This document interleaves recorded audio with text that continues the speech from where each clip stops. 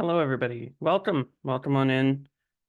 It's so nice to see so many of you join in this ethicist-led case-based learning event today, and welcome to this discussion. Before we begin, as well, we would like to begin with an acknowledgement that N4 is hosted at CHEO, which is located in Ottawa, Ontario. Ottawa is built on unceded Algonquin and Anishinaabe territory, and the peoples of the Algonquin and Anishinaabe Nation have lived on this territory for millennia, and we honor them and this land. Their culture and presence have nurtured and continue to nurture this land. CHEO also, N4 and CHEO also honor all First Nations, Inuit, and Métis peoples and their valuable past and present contributions to this land as well. Once again, as there's so many of you here today, we do ask that you please keep yourself on mute, or one of us will mute you during the duration of our didactic presentation today. We know that many of you will have various discussion points, so please hold on to those until we reach the breakout room sessions later on in today's presentation. My name is Andrew Tomeyer. I go by the pronouns he, him, and I'm the education coordinator with N4. I will be hosting and moderating today's session. My co-host is Colleen Drake, N4's Project Engagement Coordinator, who will be helping assist today's session as well. I'd like to introduce you to our facilitator, as well as our ethics coaches today as well. Dr. Michelle Mullen is our wonderful bioethicist at the Children's Hospital of Eastern Ontario and Associate Professor of Pediatrics at the University of Ottawa.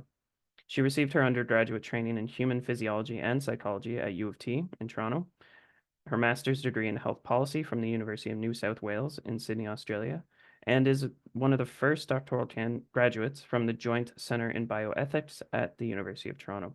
She has numerous publications on bioethics issues related to women and children's health, genetics, clinical ethics, and informed decisions and public policy. And Dr. Mullen's current research interests include methods in bioethics and health policy with a focus on transforming vulnerabilities, attention to voices historically silenced, truly informed decision-making, and healthcare outcomes in policy. Thank you again for being our facilitator today, Dr. Mullen. As well, with our ethics coaches today, we have June Koike, who is Public Health Project Manager with the Society of Obstetricians and Gynecologists of Canada. We have Dana Doucette, Minister supporting youth and young adults for Eastern Ontario and Ottawa region as part of the United Church of Canada. We also have Dr. Zahar Zoni, Project Manager at N4, Kat Goodfellow, Research Coordinator at N4, as well as Chantal Spade, Project Coordinator at N4. Thank you, everybody, for being able to participate and help out today. We're recording today's event, and a recording will be available following the session to those who were invited. The main session, the didactic presentation, will be recorded, and to allow for safe space for dialogue and exploration, the breakout room discussions will not be recorded. As well, a few housekeeping items for those that have just joined in the last couple of minutes. We do ask that you keep yourself on mute, unless of course you're in a breakout room or asking a question. Please use the raise hand symbol or make a comment in the chat to notify us if you have a question. We also encourage you to turn on your video today if you're comfortable doing so. However, this is optional, but we very much want to have very dynamic discussions on the various cases that we have today. So for today's agenda, it will begin with a didactic presentation from Dr. Mullen.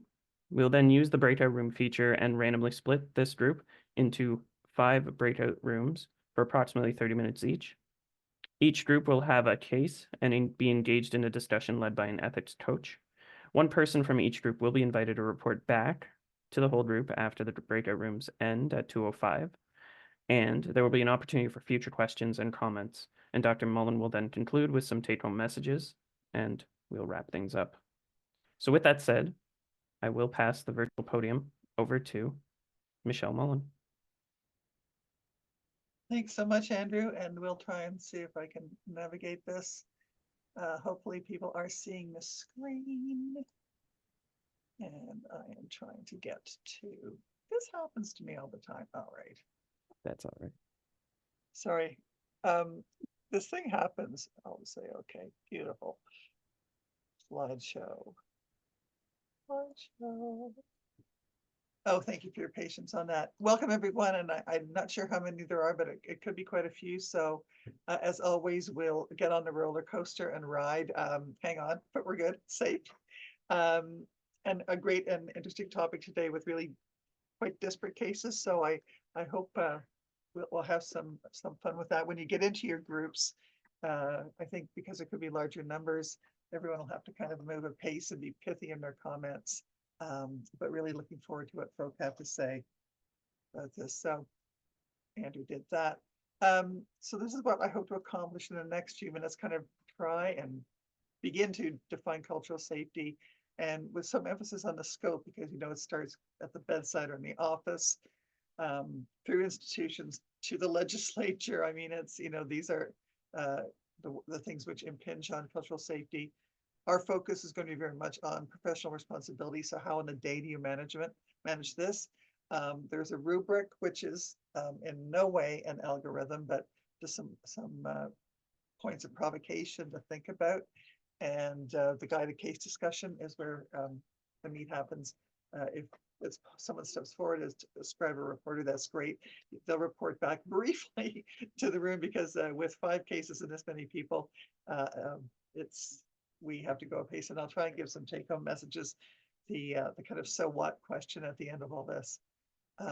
So we hear about cultural safety, or sometimes called cultural competency. Don't really like that one myself, because it's difficult to be competent in someone else's culture, frankly, especially if you don't speak the language, if you don't know what the foods are, if you don't know the history, if you don't know the geopolitics. So I think what we're looking for is respect and understanding and an openness. What makes a culture? It is geography and history, ethnicity, community or communities, of identity, religion, possibly economics, geopolitics, arts, and I said identity and community or communities. Some of the dimensions of that are, result in a shared vision of the world, some shared values, behaviors, meanings, signifiers. What does it mean when someone does something? And then expectations and a surety about how the world evolves around you. And of course, I'm kind of Toronto born and bred, and been in this country a long time. And obviously have to acknowledge that even within a culture, there are many different visions of the world, lots of different values, so that nothing's monolithic. So to kind of try and learn whatever it is, Inuit culture, Syrian culture, Irish culture, doesn't, it's a very challenging thing, but none of these are monolithic, but there can be really important signifiers that we need to learn about. And we need, most importantly, I think, the openness to say when we don't understand things and to move on that.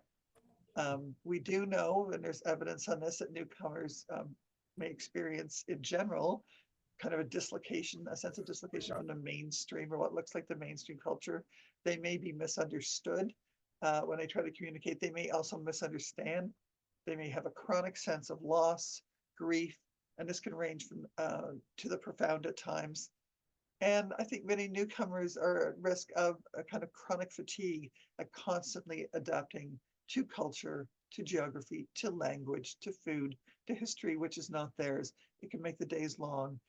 If you're under additional stresses, for example, walking through the healthcare system, unwell or worried about a loved one, your baseline for where you're starting in terms of stressors is pretty high to begin with, and everything that happens in the stress of healthcare is added to that.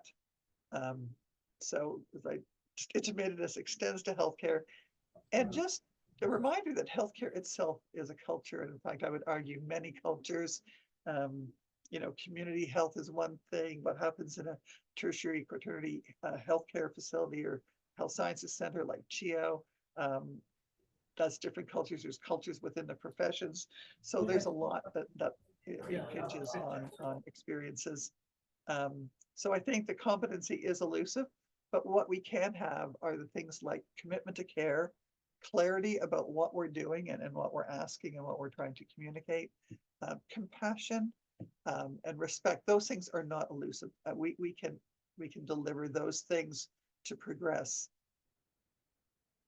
And the impacts of a lack of cultural safety are profound for individuals and families and communities, and including the larger Canadian context. So it's a really important enterprise that we're undertaking here to begin to have a conversation about how do we manage all this complexity and sometimes this, this happy mess. How do we manage it on a day?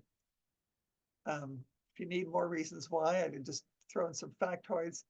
UNHCR, that's the United Nations High Commission on Refugees, show that the number of persons displaced globally has more than doubled since 2010. Good evidence that health conditions that exist are exacerbated during a process of dislocation by virtue of access to care and just the increased risks which the circumstances of dislocation bring upon people. There are multiple potential barriers to healthcare, regardless of formal eligibility. So having your paper, your card, and these are just the realities of resettlement, integration, language, and cultural mores.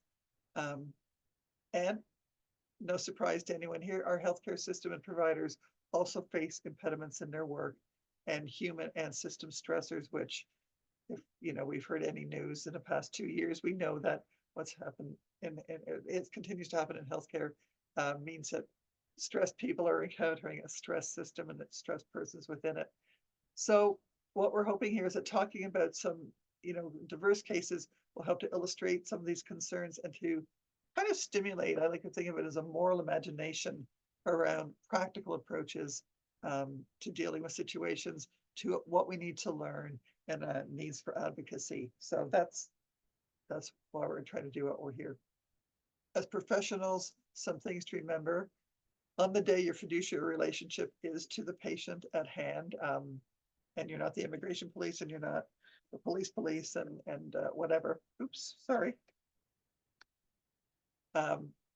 You have obligations to your profession, and those are those that you see in your codes of conduct, particularly around some practices. I like to highlight informed decision making as one where a lot of rubber hits the road. And just to remind everyone that a truly informed decision requires a clear explanation of the nature of what's being proposed. Now, whether that's a diagnostic or a treatment or a plan of care or a referral, that's well described, its risks and benefits, and its foreseeable consequences, and the disclosure of the alternatives, their nature, their risks and benefits, and their foreseeable consequences. An informed decision is one where this is understood, where these things are understood. A very difficult thing to assess on the day. In any circumstances where there are disconnects between language and culture, even more so.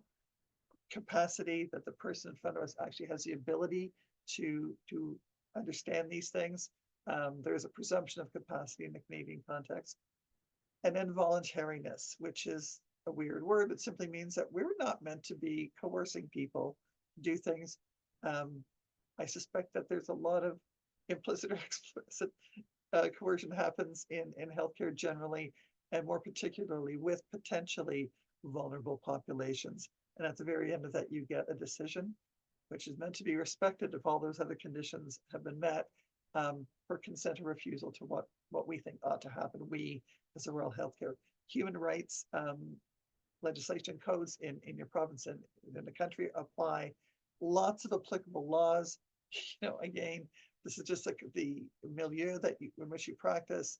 Child and Family Services Act, Mental Health Acts, Consent Acts, Highway Traffic Acts, privacy legislation around healthcare, Coroner's Acts, Canadian Health Act.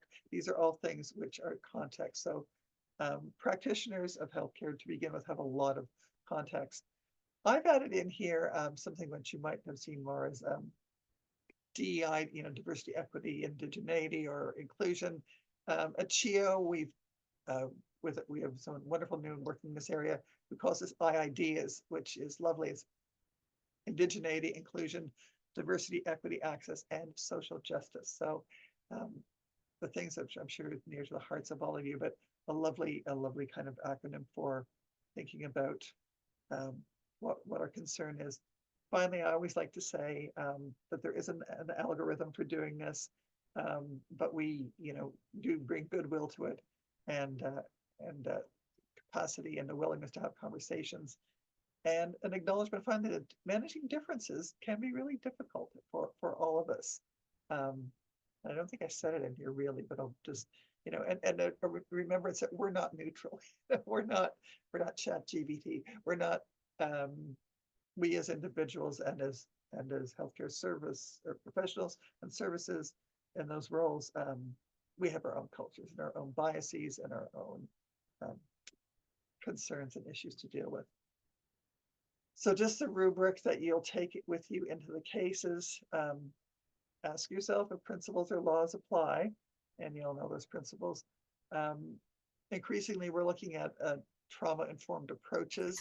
And so really, in simplest terms, realization about trauma and how it affects persons and groups, recognizing signs, having a system, and sometimes we are that system which can respond to trauma, and to resist re-traumatizing folk, because it is an easy thing to do quite unknowingly, to re-traumatize folk as they come through our systems.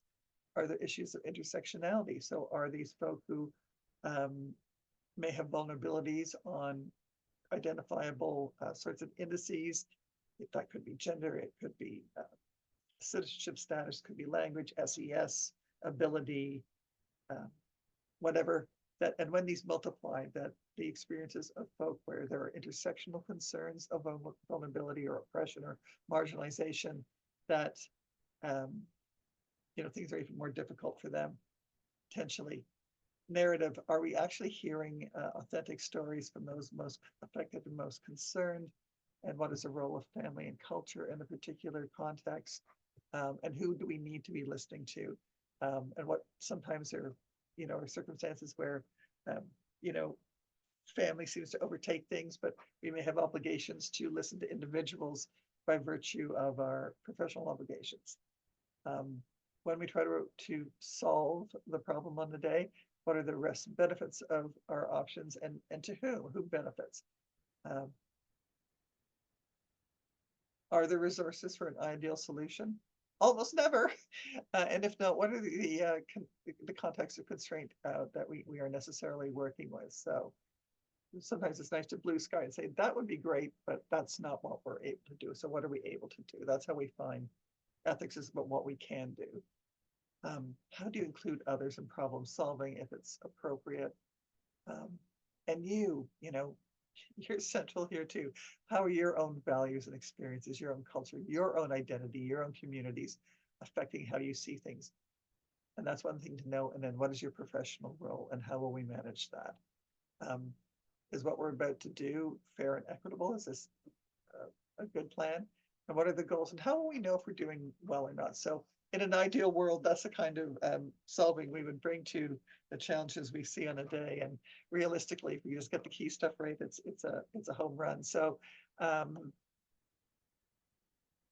was a bit of a whirlwind, but we want to give as much time as we can to the small group discussion. So the goal of the case discussion is to develop an approach for managing it on the day, and I call that clinical, kind of social dimensions of those scenarios according to the law and licensing bodies, but with the focus on the values part, the ethics, which is cultural safety.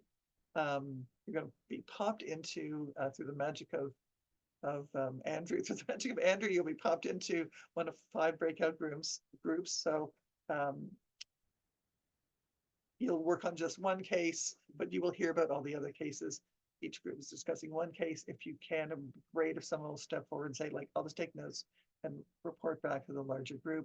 The rubric is a guide. There are many questions associated with the cases, and the task is to develop what are we going to kind of do now, not to solve a forever problem of justice and human rights. I mean, those are concerns, but it's what are we going to do today, and maybe for the next few days and the next few weeks and months. But there will be a 2-minute warning when the time is finishing, and then an automatic return where when folk come back, if the rapporteurs can be pithy, because we're going to be tight for time on just the broad strokes of where the group went, we'll try and make sure that everyone has some connection to each of the cases that we're going to present. So I think, Andrew, through the magic of random selection,